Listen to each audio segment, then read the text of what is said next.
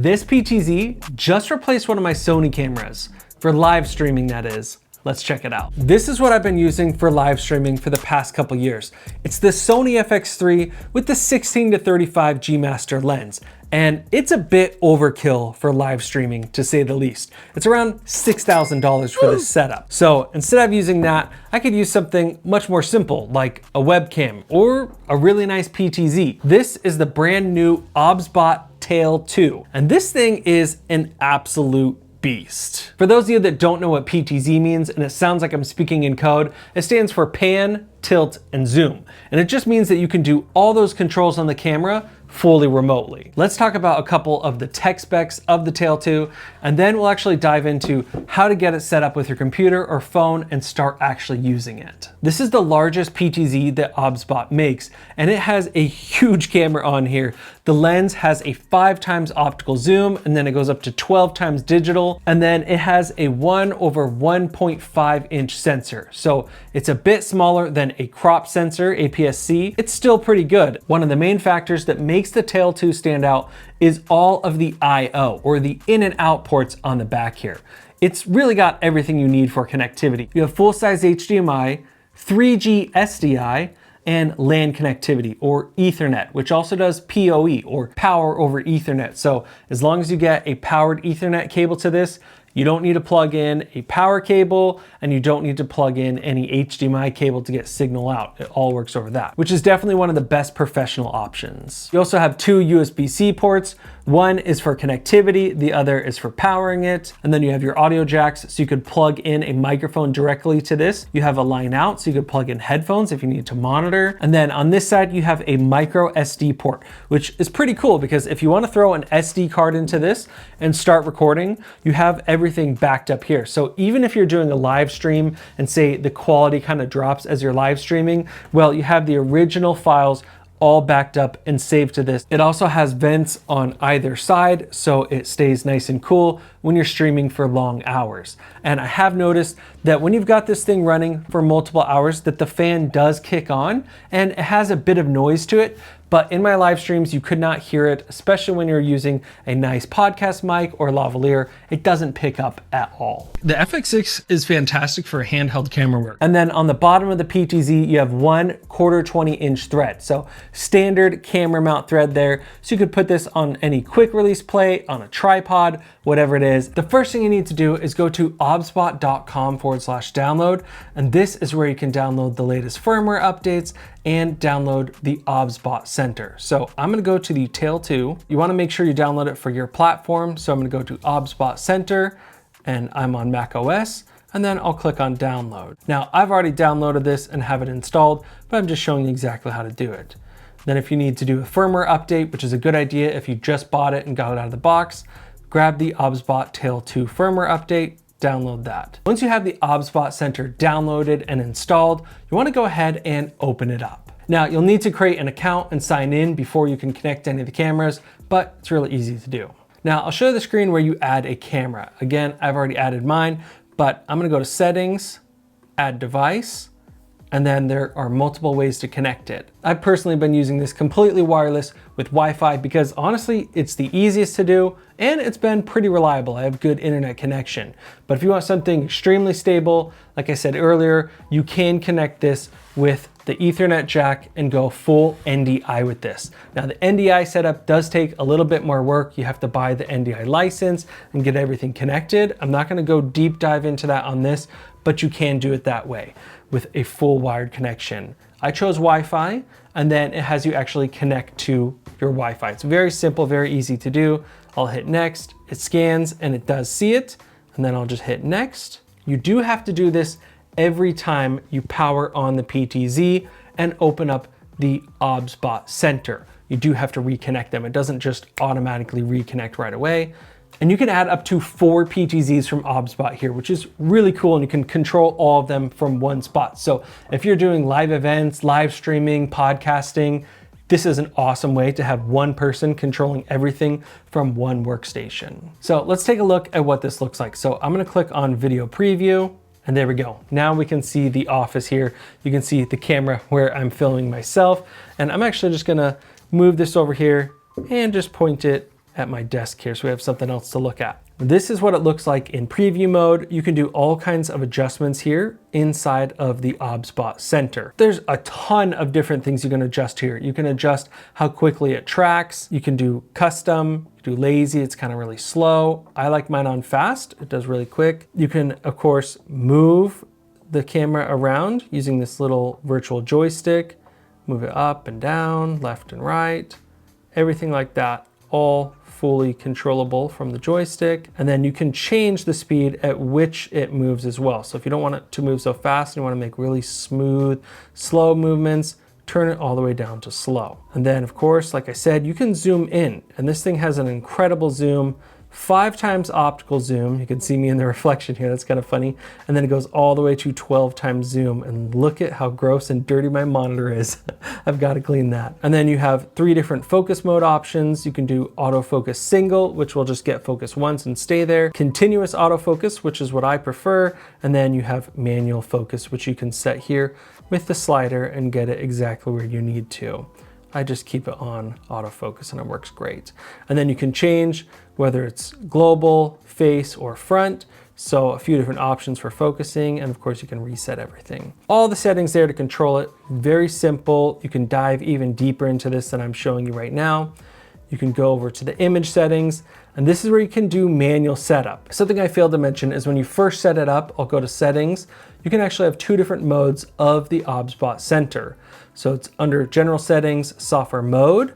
You have pro mode, which is what I'm in right now. It gives you the most controls possible over the camera, or light mode. So if you don't care about all the deep dive settings and you just want it to work right away, you're gonna wanna use light mode. But for me, I like pro mode because I have a lot more control. So if you wanna control a lot of the actual image settings, you can turn on HDR, you can adjust the exposure if you don't wanna use auto exposure, ISO, everything like that. You can turn on anti-flicker, so if you're having bad flicker from some lights in the scene or a monitor. Of course, you can change the white balance if auto isn't working for you or it's changing in the middle of the shot.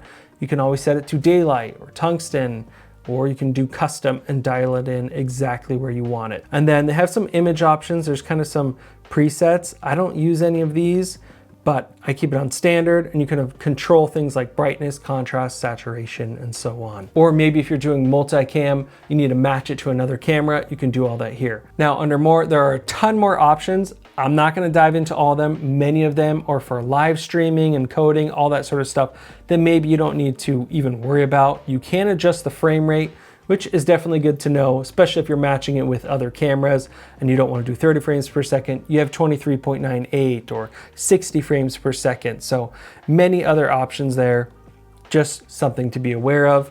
And then this is a full 4K PTZ, which I think I failed to mention at the beginning of the video.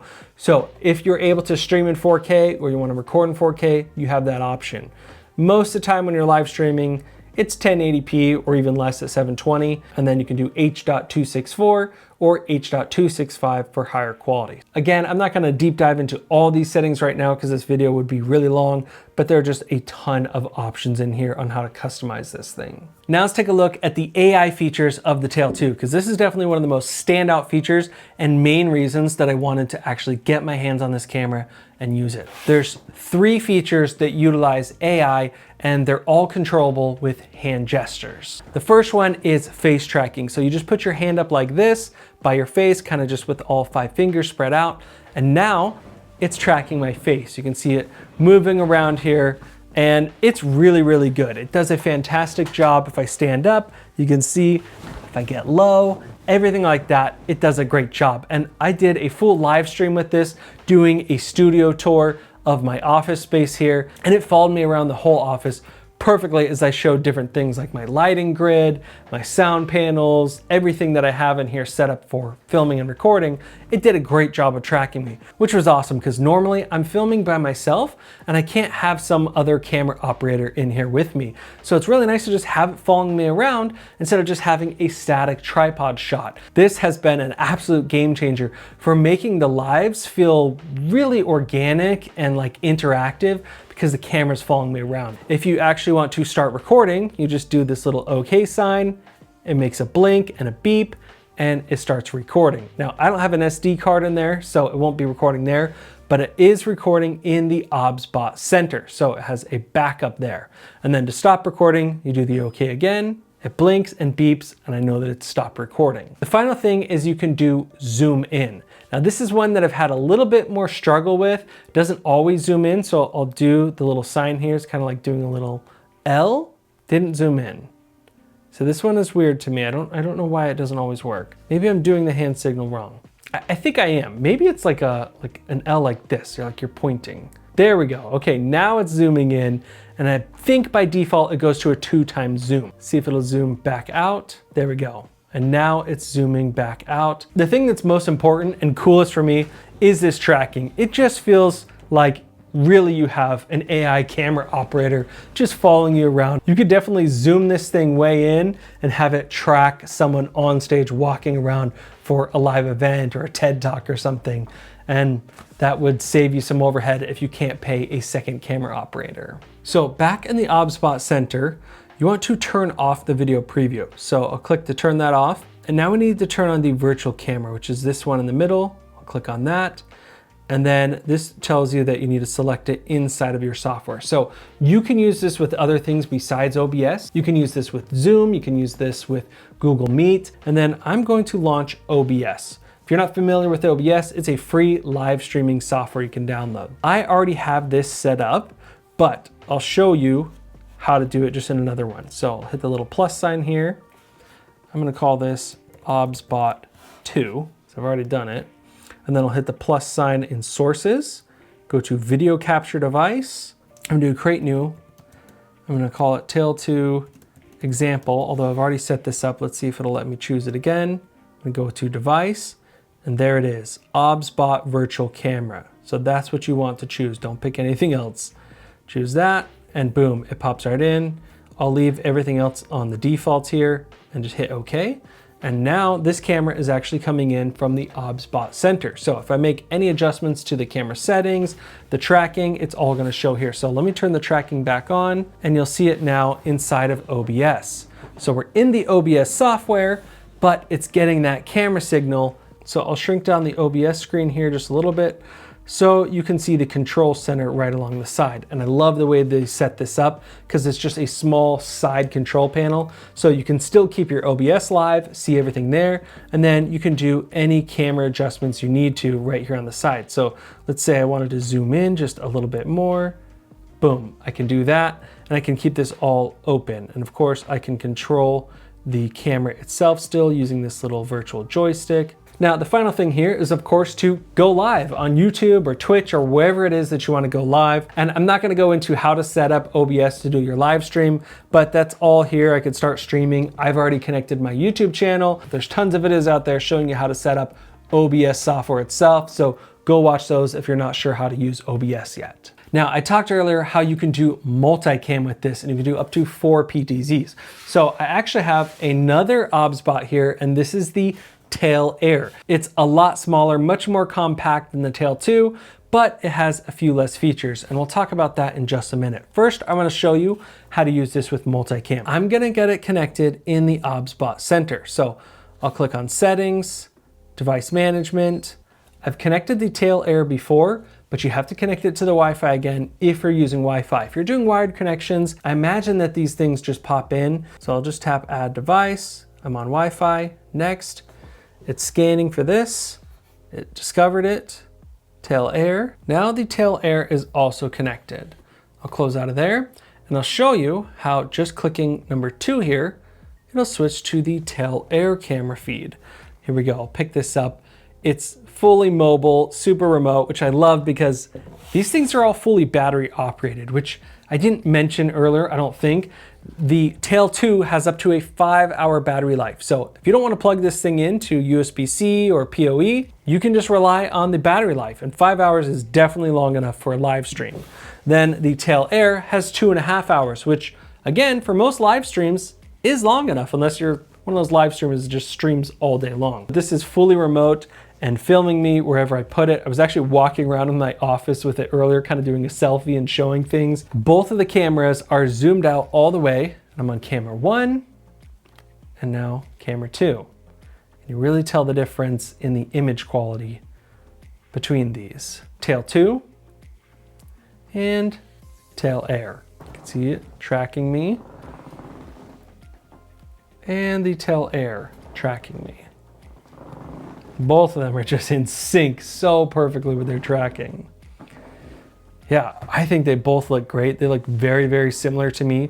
Slight difference in their exposure. And normally what I would do for actually doing live streaming, I would use my Atom Mini Pro, which has 4 HDMI inputs. So I'd have to run an HDMI out of my Sony FX3, run it into here, and then plug this into my computer with USB-C, and then open it up inside of OBS, and then I can make cuts between camera 1, 2, 3, and 4.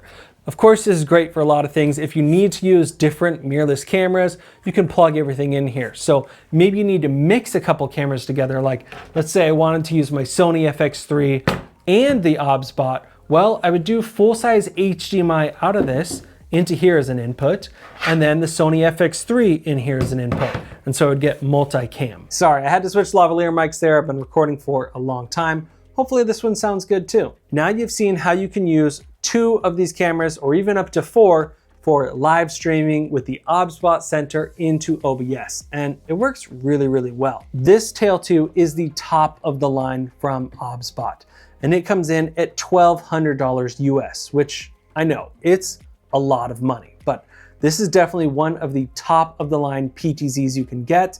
It has definitely the largest camera that they create and has tons of in and out ports for connectivity. But if you want something much more affordable, the Tail Air, which I've already shown you, is only $500. And right now it's on sale for $450. As far as picture quality, it's definitely very similar. It has a lot less ports. Really, for connectivity, you have a micro HDMI out, and then you have USB-C. But because I'm using everything on Wi-Fi, I don't even need any of the ports. And because it's battery powered, I don't even need to plug it in, but I can plug it in with USB-C to recharge it. Another option is definitely less than half the cost of this one, and it has very similar results, and it has all the same great AI features. Now, if this one's even out of range for you, there are a ton of other options from OBSBOT. You can look at their website. They have ones around the $250, $189, and even I've seen one as cheap as $89 when it's on sale. I was checking all of them out at NAB last week in Vegas. There are a handful of different accessories that you can get for the OBSBOT PTZs. One of the main ones that you may need is a telescoping tripod. So this is one that they create. You don't have to get one of these. There's all different ones you can get, but you can just unlock it and then it telescopes out. This one doesn't get very tall. Oh, I didn't lock it, whoops.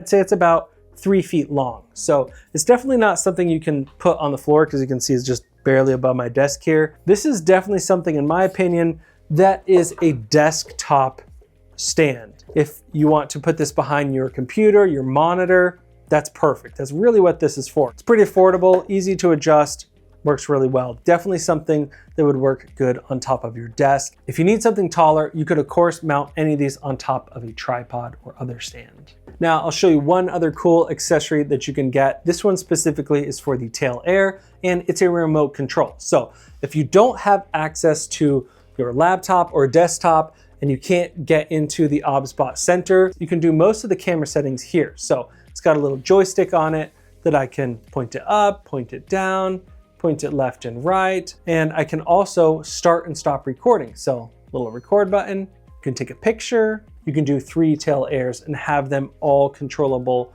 from here. So what are the cons or downsides of the Tail 2? I think for a lot of people, a webcam or a dedicated live stream camera at $1,200 might be a little bit out of your price point. But if you're a professional doing this all the time and not just a hobbyist, it's definitely something worth investing in, especially if you don't want to tie up one of your other cameras. But of course, you can overcome that price point with the Tail Air, which is a fraction of that cost, or something that's even cheaper from them. The next thing I was gonna say was the hand gestures, but honestly, it was total user error. I kept doing the zoom one like this, which was wrong. You've gotta do it like a full L, and it'll actually zoom in and out properly. The next con I've got to mention is definitely the setup. When you're working with PTZs, they're not like a standard DSLR or mirrorless camera. We can basically get it turned on, maybe put in a couple settings and then start recording right away. I'd say it took me about 90 minutes to get everything connected in OBSBOT and then in OBS to go live stream.